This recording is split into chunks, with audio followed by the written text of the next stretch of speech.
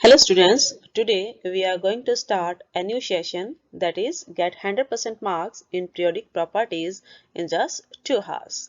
In this session we will try to cover up all the previous year questions are related to periodic properties.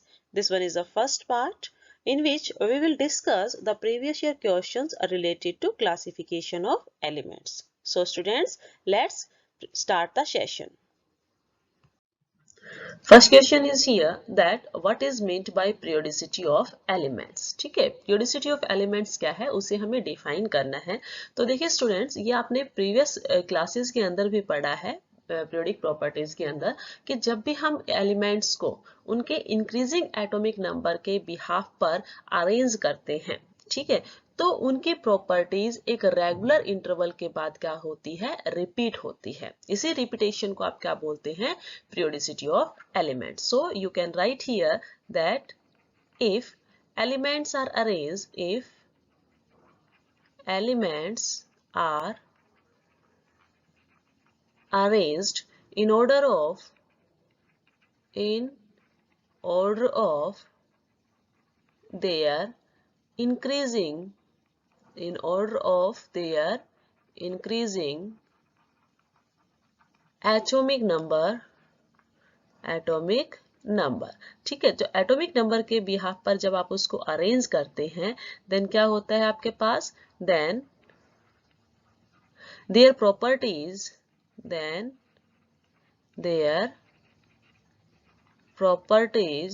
repeated after a regular interval,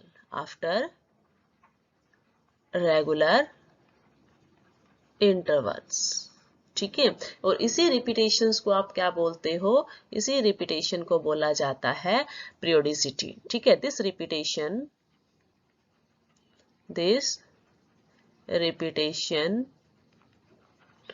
of similar properties, of elements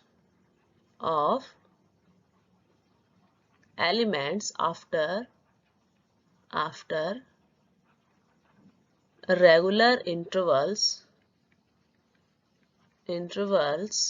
are called periodicity.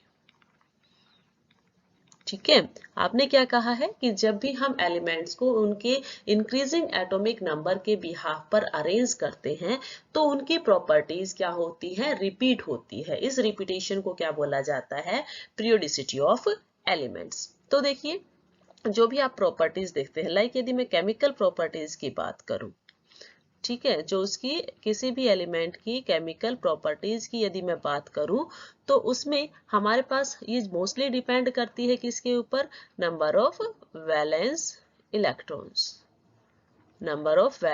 Electron in an atom depends upon the number of valence electron and in atoms. ठीक है, तो इसमें क्या होता है कि जब आप उनको एटॉमिक नंबर के बिहाफ पे अरेंज करते हैं तो एक रेगुलर इंटरवल के बाद सेम इलेक्ट्रॉनिक कॉन्फ़िगरेशंस आपको देखने को मिलती हैं. ठीक है, फॉर एग्जांपल यदि मैं लिथियम की बात करूं, लिथियम है, एल्कली मेटल सोडियम है, पोटाशियम है, रुबेडियम या सीजियम है, तो इन सभी के अंदर जो इनका वैलेंस सेल इलेक्ट्रॉनिक कॉन्फ़िगरेशन यदि आप देखते हो तो वो क्या आती है आपके पास, NS1 आती है. ठीक है, वो क्या आती है आपके पास, NS1 आती है. तो इन सभी की जो प्रॉपर्टीज रहेंगी, केमिकल प्रॉपर्टीज, वो क्या रहेंगी आपके पास, सेम रहेगी. ठीक है, इसी को क्या बोला जाता है, periodicity of elements. Next question आपके पास है, write down the electronic configurations. Electronic configuration write down करनी है किसकी, S, P, D and F block elements की. क्वेश्चन KU के 2014 के अंदर पूछा गया है. तो देखिए स्टूडेंट्स, इसने आपसे पूछा है S, P, D and F block elements के लिए इलेक्ट्रॉनिक कॉन्फ़िगरेशंस जर्नल क्या रहेगी. ठीक है, तो जब हम बात करते हैं S ब्लॉक एलिमेंट्स के लिए, तो S ब्लॉक एलिमेंट्स के लिए जो जनरल इलेक्ट्रॉनिक कॉन्फ़िगरेशन होती है वो होती है NS122 इलेक्ट्रॉन्स. ठीक है, S ब्लॉक के अंदर आपके पास 2 ग्रुप्स होते हैं. ठीक है, तो उसके अंदर हम जब इलेक्ट्रॉनिक कॉन्फ़िगरेशंस लिखेंगे तो आपके पास जनरल इलेक्ट्रॉनिक कॉन्फ़िगरेशन होती है NS122.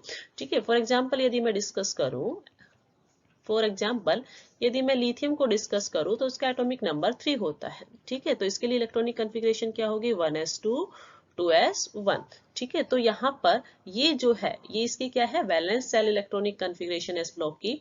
तो यहाँ क्या है, आपके पास n रिप्रेजेंट करता है 2 को, प्रिंसिपल सेल को, और आपके पास s के अंदर कितना इलेक्ट्रॉन है, 1, तो ns1, ठीक है। सेम केस यदि मैं दूसरा एग्जाम्पल इसी में लूँ सेकेंड ग्रुप के लिए, मेरे पास क्या होता है, लिथियम के बाद यदि मैं मैग्नीशियम की बात करूं तो मैग्नीशियम होता है आपके पास 12, इसके लिए electronic configuration 1s2 2s2 2p6 and then 3s2, ठीक है। ये आपके पास क्या होगा, मैग्नीशियम की इलेक्ट्रॉनिक कॉन्फ़िगरेशन। तो वैलेंस सेल इलेक्ट्रॉनिक कॉन्फ़िगरेशन आप किसके अकॉर्डिंग देखते हो, वैलेंस सेल के अकॉर्डिंग।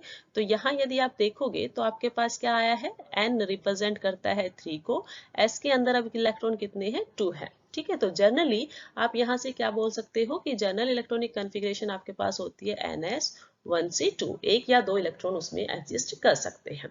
नाउ डिस्कस करते हैं सेकंड की side, that is P block elements. तो पी ब्लॉक के लिए जो जनरल इलेक्ट्रॉनिक कॉन्फ़िगरेशन होती है वो होती है ns2 एंड देन आपके पास आता है np। पी ब्लॉक के अंदर 1 to 6 इलेक्ट्रॉन जो है एग्जिस्ट कर सकते हैं, ठीक है। तो देखिए यदि इसके लिए हम इलेक्ट्रॉनिक कॉन्फ़िगरेशंस उठाएं तो आपके पास पी ब्लॉक के अंदर यदि मैं कार्बन की बात करूं, ठीक है, that is a element of P block, ठीक है। तो कार्बन का एटॉमिक नंबर 6 होता है। इसके लिए यदि लिखा जाए electronic configuration 1s2 2s2 and 2p2, ठीक है। तो यहाँ पी ब्लॉक के अंदर ये जो है वैलेंस सेल क्या है, 2 वाली है। तो 2 वाली के अंदर यदि आप देखें तो ये आपके पास क्या हुआ, ns, ठीक है। n क्या है यहाँ पर 2, उसके अंदर s के अंदर इलेक्ट्रॉन कितने आएंगे, 2। अब आती है बात किसकी, p के अंदर। तो p के अंदर इलेक्ट्रॉन आए हैं 2। तो हमने कहा है कि इलेक्ट्रॉन्स कितने आ सकते हैं, 1 से 6 तक, ठीक है। 1 to 6 इलेक्ट्रॉन्स यहाँ एग्जिस्ट कर सकते हैं, ठीक है। क्योंकि आपके पास जो p ब्लॉक होता है उसके फर्दर 3 सब सेल्स होते हैं, तो इसके अंदर मेनली आपके पास 1 से लेकर 6 इलेक्ट्रॉन्स एग्जिस्ट कर सकते हैं। नेक्स्ट आती है आपके पास डी ब्लॉक एलिमेंट्स। तो डी ब्लॉक के लिए जो जनरल इलेक्ट्रॉनिक कॉन्फ़िगरेशन आपके पास होती है वो होती है ns। आपके पास ns, s के अंदर इलेक्ट्रॉन 1 या आपके पास हो सकते हैं 2, 1 और 2, और आपके पास इलेक्ट्रॉन डालते हैं प्लेंटिमेट सेल के अंदर n-1 d 1 to 10, ठीक है। ये आपके पास इलेक्ट्रॉन्स आएंगे किसके अंदर, इलेक्ट्रॉनिक कॉन्फ़िगरेशन होगी डी ब्लॉक एलिमेंट के लिए। एंड आफ्टर दैट आपके पास आता है एफ ब्लॉक के लिए, दैट इज ns2। देन आपके पास आता है D के अंदर n-1 D, और D के अंदर इलेक्ट्रॉन मेनली एग्जिस्ट कर सकते हैं, 1 इलेक्ट्रॉन एग्जिस्ट कर सकता है या 0 भी हो सकता है वहां पर। और नेक्स्ट जब आप देखते हैं F के अंदर, तो F के अंदर इलेक्ट्रॉन जाता है एंटी प्लेंटिमेट सेल के अंदर n-2 के अंदर, और F के अंदर क्या होता है, आपके पास 7 सब सेल्स होते हैं, तो इलेक्ट्रॉन 1 to 14 एग्जिस्ट कर सकते हैं, ठीक है। जब हम बात करते हैं किसके केस की, F और D के केस की, ठीक है। तो यहाँ देखिए यदि ये क्या है आपके पास, this one is the K shell, L, M और N सेल है, ठीक है। तो ये जो आउटर मोस्ट सेल है जिसको आप क्या बोलते हो, दिस वन, ये आपके पास बोली जाती है outer most shell. Outer most shell होती है वैलेंस सेल भी आप इसको बोल सकते हो, और वैलेंस सेल, और वैलेंस सेल उसके अंदर जो एक है, ठीक है, या आप इसको रिप्रेजेंट करते हो n से, ठीक है। इसके अंदर, इसके एक अंदर यदि आप देखते हो तो उसको आप बोलते हो n-1, और उसका बोला जाता है पैलेंटीमेट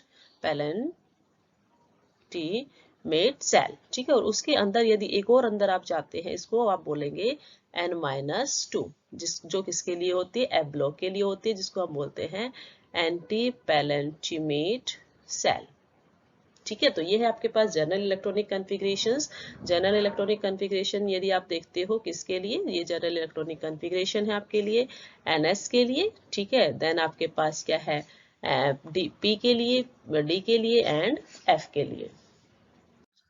नेक्स्ट क्वेश्चन आपके पास है, in the periodic table which element is called rogue element. किसको रोग्यू एलिमेंट बोला जाता है, एंड सेकंड निकोजेंस किसको बोला जाता है। क्वेश्चन KUK 2013 के अंदर पूछा गया है, ठीक है। तो फर्स्ट डिस्कस करते हैं हम किसको, फर्स्ट क्वेश्चन को, फर्स्ट पार्ट जो इसका है दैट इज रोग्यू एलिमेंट।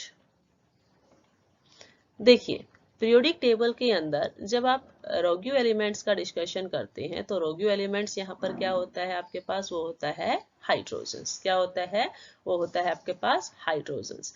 एक्चुअली इसको रोग्यू एलिमेंट इसलिए बोला जाता है because its position is not fixed, because its position is not fixed. ठीक है, it can behave as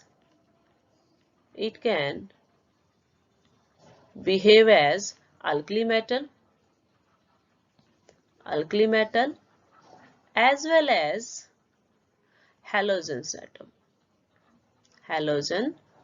atoms. ठीक है, एल्कली मेटल्स और हेलोजन एटम्स दोनों की तरह बिहेव कर सकता है। एल्कली मेटल्स की तरह बिहेव कैसे कर सकता है, ये हैलाइड्स की फॉर्मेशन कर सकता है, और हेलोजेंस की तरह बिहेव करेगा क्योंकि ये हाइड्राइड्स की फॉर्मेशन कर सकता है। ठीक है, तो इसकी पोजीशन फिक्स ना होने की वजह से हम हाइड्रोजन्स को क्या बोलते हैं पीरियोडिक टेबल के अंदर, रोग्यू एलिमेंट। ओके, सेकंड है आपके पास निकोजेंस किसे बोलते हैं आप पीरियोडिक टेबल्स के अंदर, निकोजेंस किसे बोलते हैं।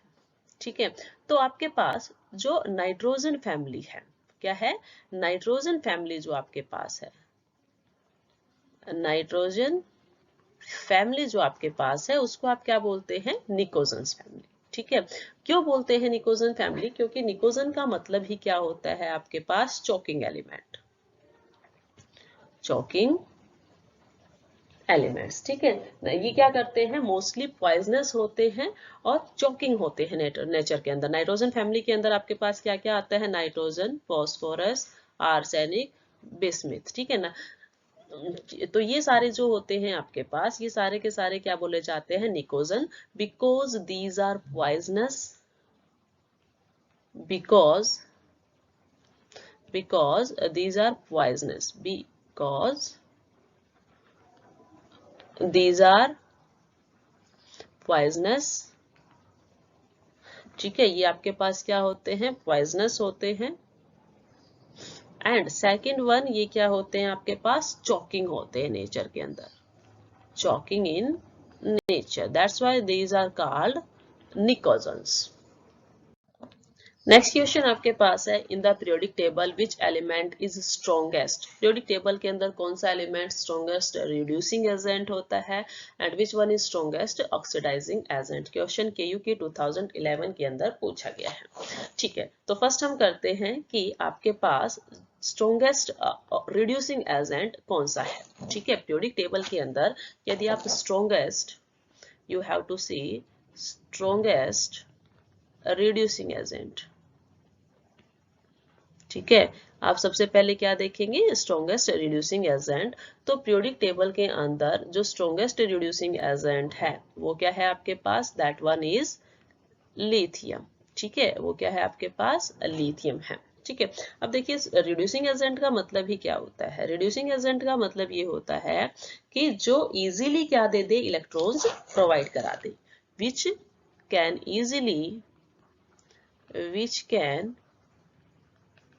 easily provide electrons. ठीक है, इजीली इलेक्ट्रॉन्स प्रोवाइड करा दे। तो यदि हम एल्कली मेटल्स के अंदर देखें तो उस केस में आपके पास क्या होती है, सीरीज होती है lithium, sodium, potassium, rubidium and caesium. ठीक है, तो जो आपके पास सीरीज होती है वो इस तरह से होती है कि सबसे स्ट्रॉन्गेस्ट आपके पास सीजियम होता है, बट यहाँ पर जो लिथियम है, ये जो लिथियम है ये यहाँ पर क्या है, एक्सेप्शनल है, ये यहाँ पर क्या है, एक्सेप्शनल केस है। अब एक्सेप्शनलिटी ये क्यों शो करता है, ठीक है, एक्सेप्शनलिटी शो करने का रीजन यहाँ पर है इसकी high heat, high hydration energy. ठीक है, ये हाइड्रेशन एनर्जी इसकी क्या होती है, हाई होती है। ठीक है, तो देखिए सबसे पहले जब हम यहाँ देखें कि जो लिथियम एटम होता है, ठीक है, लिथियम एटम जब सॉलिड में है तो इसकी जो रिड्यूसिंग फैक्टर है वो तीन तरह से रिलेटेड होता है। फर्स्ट वन, जब हम इसको देखें कि लिथियम जो है यदि कि इसमें कन्वर्ट होता है, आपके पास एक्वस फॉर्म में कन्वर्ट होता है और आपके पास क्या दे दे, लिथियम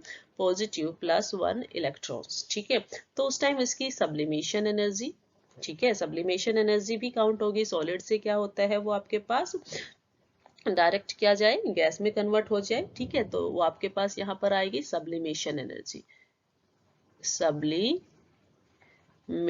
एनर्जी।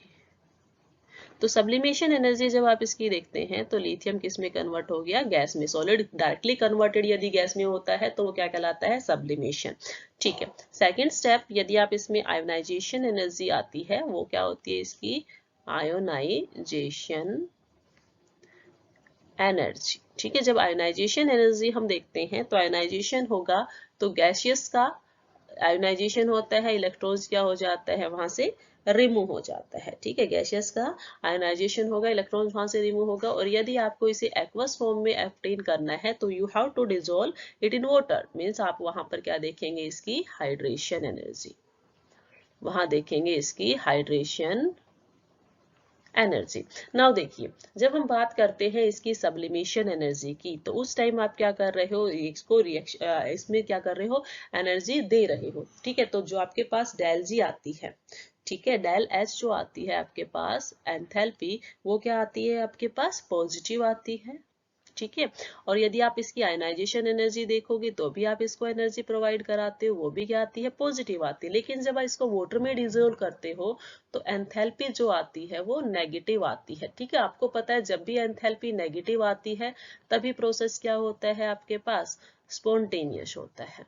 ठीक है, तो डेल एच जो है, डेल एच जो नेगेटिव आया है वही रेस्पॉन्सिबल है इसके स्पॉन्टेनिटी के लिए, मींस हाइड्रेशन एनर्जी रेस्पॉन्सिबल होती है। और वो कैसी आ रही है, यहाँ पर नेगेटिव आती है, मेनली ये वेरी नेगेटिव आती है, बहुत ज्यादा नेगेटिव आने की वजह से ये जो आपके पास लिथियम है, ठीक है, इसके इलेक्ट्रोड पोटेंशियल की वैल्यू यदि आप देखते हैं लिथियम के लिए, यदि आप इसके इलेक्ट्रोड पोटेंशियल की वैल्यू देखोगे, हाई हाइड्रेशन एनर्जी की वजह से इसकी जो इलेक्ट्रोड पोटेंशियल की वैल्यू होती है लिथियम की, वो भी क्या आती है, हाईली नेगेटिव आती है, हाईली नेगेटिव आती है। ठीक है, हाईली नेगेटिव आने की वजह से ये किसकी तरह बिहेव करेगा, ये इजीली इलेक्ट्रॉन प्रोवाइड करवा देगा और स्ट्रॉन्गेस्ट रिड्यूसिंग एजेंट की तरह बिहेव करता है। ठीक है, मेनली जब आप बोलते हैं, दूसरा रीजन आप इसके लिए ये भी बोल सकते हैं कि जो लिथियम होता है वो क्या होता है, स्मॉल होता है साइज के अंदर। ठीक है, लिथियम क्या है, स्मॉल है साइज के अंदर। ठीक है, तो लिथियम के सराउंडिंग में जो वाटर मॉलिक्यूल्स आते हैं, लिथियम के सराउंडिंग में जितने भी वाटर मॉलिक्यूल्स आएंगे वो दूसरे एलिमेंट्स के कंपैरिजन में क्या आएंगे, यहाँ पर ज्यादा आएंगे। तो इसमें हीट ऑफ हाइड्रेशन क्या होगी, हाई होगी, जिसकी वजह से इलेक्ट्रोड पोटेंशियल, जिसके रिडक्शन पोटेंशियल की वैल्यू है वो भी क्या आएगी आपके पास, हाई आएगी, और ये इजीली इलेक्ट्रॉन्स जो है प्रोवाइड करवा देता है। सेकंड पार्ट जो है इस क्वेश्चन का वो है कि आपके पास पीरियोडिक टेबल के अंदर, in periodic table oxidising agent कौन है, in periodic table strongest oxidising agent. ठीक है, ऑक्सीडाइजिंग एजेंट कौन है, तो देखिए जो ऑक्सीडाइजिंग एजेंट्स होते हैं वो क्या होते हैं आपके पास, जो इजीली, जो आपके पास नेक्स्ट जिस इसके सामने वाले जो भी आपके पास एलिमेंट हो उसको क्या कर दे, ऑक्सीडाइज करा दे, which oxidise others, which oxidise other and itself reduce, जो खुद रिड्यूस हो जाए। ठीक है, मींस खुद इलेक्ट्रॉन्स को गेन कर ले और दूसरे के इलेक्ट्रॉन्स वहां से रिमूव करवा दे। ठीक है, तो जब आप फ्लोरीन को देखते हैं, ठीक है, जब आप फ्लोरीन को देखेंगे, फ्लोरीन के लिए जो आप इलेक्ट्रॉनिक कन्फिग्रेशन देखते हैं, एटॉमिक नंबर इसका 9 होता है, 1s2 2s2 2p, आपके पास हो जाएगा 5। ठीक है, तो ये आपके पास फर्स्ट सेल है जिसके अंदर इलेक्ट्रॉन्स कितने हैं, इजीली यहाँ पर 2 इलेक्ट्रॉन्स हैं। नेक्स्ट जो है उसके अंदर सेकंड सेल जो है वो 2 सेल है और इसके अंदर इलेक्ट्रॉन्स हैं आपके पास 7, 3 4 5 6 एंड 7। नाउ इसके अंदर 8 इलेक्ट्रॉन्स होने चाहिए। ठीक है, तो यदि यहाँ इलेक्ट्रॉन्स क्या आए, ठीक है, जो दूसरे को क्या करेगा, ऑक्सीडाइज करेगा, मींस उसके तो इलेक्ट्रॉन्स क्या कर देगा, वहां से लॉस करवाएगा और खुद गेन करेगा। तो यहाँ इलेक्ट्रॉन्स जब आएगा, ठीक है, तो वो क्या कर लेगा, एक इलेक्ट्रॉन और गेन करके क्या हो जाएगा, नोबल गैस कॉन्फ़िगरेशन को अचीव कर लेता है। ठीक है, दैट्स वाई ये क्या है, अच्छा खासा ऑक्सीडाइजिंग एजेंट है, क्योंकि यहाँ पर इसके ऊपर न्यूक्लियर चार्ज क्या है, ज्यादा है, न्यूक्लियर चार्ज क्या है, मोर है। ठीक है, सेकंड रीजन इसके लिए आप ये भी बोल सकते हैं कि जो आप फ्लोरीन होता है उसका जो रिडक्शन पोटेंशियल होता है, fluorine have high reduction potential, have high reduction potential. इसका रिडक्शन पोटेंशियल क्या होता है आपके पास, हाई होता है। लाइक यदि मैं इसके इलेक्ट्रॉन पोटेंशियल की बात करूं तो F नेगेटिव टू F2, ठीक है, वो इसकी वैल्यू आती है आपके पास प्लस 2.87 वोल्ट, ठीक है। ये क्या होती है आपके पास, काफी हाई होती है। तो ये किसकी तरह बिहेव करता है, स्ट्रॉन्गेस्ट ऑक्सीडाइजिंग एजेंट की तरह। तो ये था आपके पास कि फ्लोरीन की ऑक्सीडाइजिंग जो पीरियोडिक टेबल है उसके अंदर फ्लोरीन सबसे ज्यादा स्ट्रॉन्गेस्ट ऑक्सीडाइजिंग एजेंट है, ठीक है। फ्लोरीन तो क्या है आपके पास, ऑक्सीडाइजिंग एजेंट है, और लिथियम क्या है, स्ट्रॉन्गेस्ट रिड्यूसिंग एजेंट है। स्ट्रॉन्गेस्ट यदि हम बात करते हैं पीरियोडिक टेबल के अंदर। क्वेश्चन KU के 2011 के अंदर पूछा गया है। नेक्स्ट क्वेश्चन आपके पास है, इन विच ब्लॉक एलिमेंट्स, किस ब्लॉक के अंदर the last electron enters in penultimate shell and anti penultimate shell, ठीक है। हमने आपको प्लेंटिमेट सेल और एंटी प्लेंटिमेट सेल्स को क्या किया था, प्रीवियस क्वेश्चन के अंदर भी डिस्कस किया है। तो हमने कहा था कि आउटर मोस्ट सेल को हम n सेल से डिनोट करते हैं, जिसको वैलेंस सेल बोला जाता है। उससे अंदर वाले सेल को हम n-1 से रिप्रेजेंट करते हैं, और उससे अंदर वाले सेल को हम n-2 से रिप्रेजेंट करते हैं। हमने आपको बताया था कि जो n-2 होती है उसको आप क्या बोलते हो, एंटी पैलेंटिमेट सेल, और n-1 को करते हो आप पैलेंटिमेट सेल, पैलेंटिमेट सेल, ठीक है। नाउ देखिए, जब हमने इलेक्ट्रॉनिक कॉन्फ़िगरेशंस राइट डाउन की थी तो डी ब्लॉक एलिमेंट और एफ ब्लॉक एलिमेंट के लिए जब आपने जनरल इलेक्ट्रॉनिक कॉन्फ़िगरेशन लिखी तो आपने कहा था NS2 n-1 D12 आपके पास क्या था, 10 इलेक्ट्रॉन्स थे, ठीक है। ऐसे ही आपने F के लिए लिखा था तो N क्या था आपके पास, 0 2 1 2 2 था। देन आपके पास क्या था, N आपके पास क्या आती थी, n-1। देन D के अंदर इलेक्ट्रॉन्स 0 2 1 थे, एंड n-2 F के अंदर इलेक्ट्रॉन्स क्या थे, 1 2 14। तो जनरल इलेक्ट्रॉनिक कॉन्फ़िगरेशंस के बिहाफ पे ही आप बता सकते हो, ठीक है। जनरल इलेक्ट्रॉनिक कॉन्फ़िगरेशन के बिहाफ पर ही आप बता सकते हो कि आपके पास जो n-1 के अंदर कौन से ब्लॉक के अंदर एलिमेंट जाते हैं और n-2 के अंदर किस ब्लॉक के अंदर इलेक्ट्रॉन जा रहे हैं। तो यहाँ से इजीली आप डिटेक्ट कर सकते हो कि डी ब्लॉक जो है उसके अंदर इलेक्ट्रॉन्स कहाँ जाते हैं, पेनल्टीमेट सेल के अंदर, और जो एफ ब्लॉक है उसके अंदर कहाँ जा रहा है, एंटी पेनल्टीमेट सेल के अंदर। एक और अंदर जो जाता है वो एंटी पेनल्टीमेट सेल के अंदर जाता है। क्वेश्चन MDU 2011 के अंदर पूछा गया है, ठीक है। फॉर एग्जांपल यदि हम कोई क्वेश्चन, फॉर एग्जांपल्स यदि हम एग्जांपल्स लेते हैं स्कैंडियम का, ठीक है। तो स्कैंडियम के केस में इलेक्ट्रॉनिक कॉन्फ़िगरेशन जो हम यदि देखें, इसका एटॉमिक नंबर 21 होता है। इलेक्ट्रॉनिक कॉन्फ़िगरेशन इसकी राइट डाउन हम करते हैं, दैट इज आर्गन। देन आपके पास आता है 3D1 4s2, ठीक है।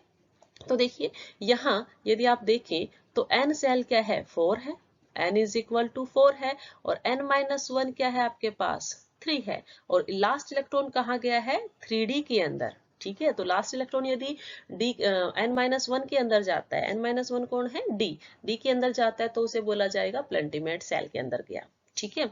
सेम एग्जांपल यदि हम और एंटी प्लेंटिमेट सेल के लिए देखें तो एंटी प्लेंटिमेट सेल के लिए यदि आप एग्जांपल्स लेते हैं किसका, सीरियम का, ठीक है। सीरियम का एटॉमिक नंबर होता है 58। इसका इलेक्ट्रॉनिक कॉन्फ़िगरेशन आप लिखते हैं तो आएगा आपके पास जीनोन, देन आपके पास आता है 6s2, देन आपके पास आएगा 4f2, ठीक है। तो यहाँ अगेन देखिए, यदि यहाँ आप देखते हो तो यहाँ n सेल क्या है आपके पास, n क्या है आउटर मोस्ट, तो n6 है, ठीक है। और आपके पास जो इसके अंदर है वो कितना है, आउटर मोस्ट 6 था, 6 से कितना कम है, 6 - 4 मीन्स 2।